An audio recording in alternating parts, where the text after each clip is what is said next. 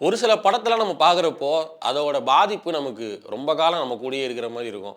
ஒரு சில படம்லாம் பயங்கர டிஸ்டர்பிங்காவும் இருக்கும்.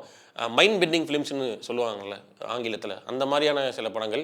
இதில வந்து ரொம்ப அன்ரேட்டடான படங்கள பத்தி பேசலான்னு நெனைக்கிறேன். அதாவது சைக்காலஜிக்கல் த்ரில்லர் அப்படிங்கிற அந்த ஜானர ரொம்ப சரியா ஹேண்டில் பண்ணப்பட்ட, பெரிதும் வெளிய பேசப்படாத சில திரைப்படங்கள். இதில நான் முதல்ல பேச நினைக்கிற படம் மலையாளத்தில இருந்து தன்மத்ரா. இதில வந்து மோகன்லால் நடிச்சிருப்பாரு. இது வந்து ஒரு அல்சைமர் பேஷண்டோட வாழ்க்கைய பத்தினது.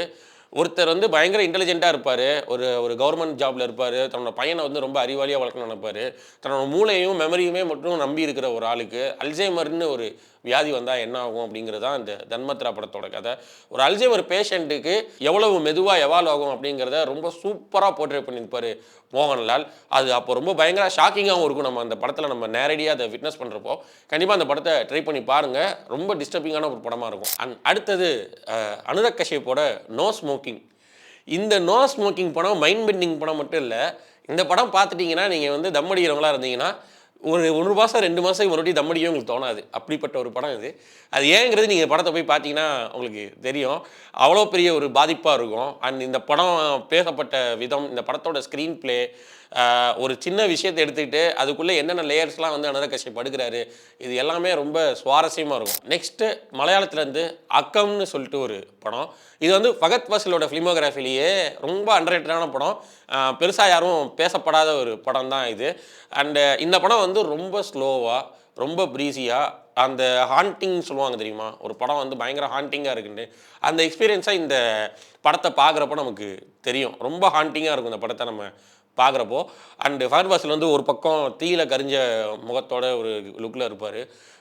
அண்ட் இந்த படம் ரொம்ப டிஸ்டர்பும் பண்ணுச்சு பார்த்தப்போ. அடுத்தது ராமன் ராகவ் 2.0. இதுவும் அனுராக் கஷ்யப் அவர்களோட படம் தான். ஒரு சைக்கோபாத் கில்லர். ஆக்சுவலா ராமன் ராகவ்ங்கிறவன் ஒரு நிஜ வாழ்க்கையிலேயே, ரியல் லைஃப்லேயே பார்க்குற ஒரு சைக்கோபாத் கில்லர் தான் அவன். ஏன்னா அவன பத்தி நெறைய நியூஸ் வந்திருக்கு. ராமன் ராகவ் ஒரு சைக்கோபாத் கில்லர்ன்னு. ஆனா அவன பத்தி கதை எடுக்காம, வேற ஒரு சைக்கோபாத்த அனுராக் கஷ்யப் உருவாக்கி, ராமன் ராகவ் 2.0ன்னு சொல்லிட்டு ஒரு சைக்கோபாத்த உருவாக்கி வச்சிருப்பாரு இந்த படத்தில. இது டைட்டிலே கூட போடுவாரு. இந்த படம் அவன பத்தினது இல்ல அப்படின்னு. அண்ட் இந்த சைக்கோபாத்து போலீஸ வந்து அவனுக்கு வந்து துணையா வச்சுப்பான். போலீஸ் கூட இவனுக்கு ஒரு கனெக்ஷன் இருக்கும். இந்த சைக்கோபாத் கில்லருக்கு அந்த அவன தேடிட்டு இருக்கிற அந்த போலீஸ் கேரக்டருக்குமே. ஸோ அந்த மைண்ட் கேம்ஸு இது எல்லாமே ரொம்ப சூப்பரா இருக்கும். அடுத்து தமிழ்ல கரு பழனியப்பனோட மந்திர புன்னகை. ஆக்சுவலா இந்த படம் வந்து ரிலீஸ் ஆனப்போ பெருசா ஓடல. நான் ஏன் இந்த படத்த சொல்றேன்னா, ஒரு சிசோஃப்ரெனியா பேஷண்ட்ட எவ்வளவு சூப்பரா கரெக்ட்டா போர்ட்ரே பண்ண முடியுமோ, அவ்வளோ கரெக்ட்டா போர்ட்ரே பண்ணியிருப்பாரு கரு பழனியப்பன். அந்த ஒரு விஷயத்துக்காக கண்டிப்பா ஒரு அண்டர்ரேட்டட் சைக்காலஜிக்கல் த்ரில்லர் படத்தில இத கண்டிப்பா சேர்க்கலாம்.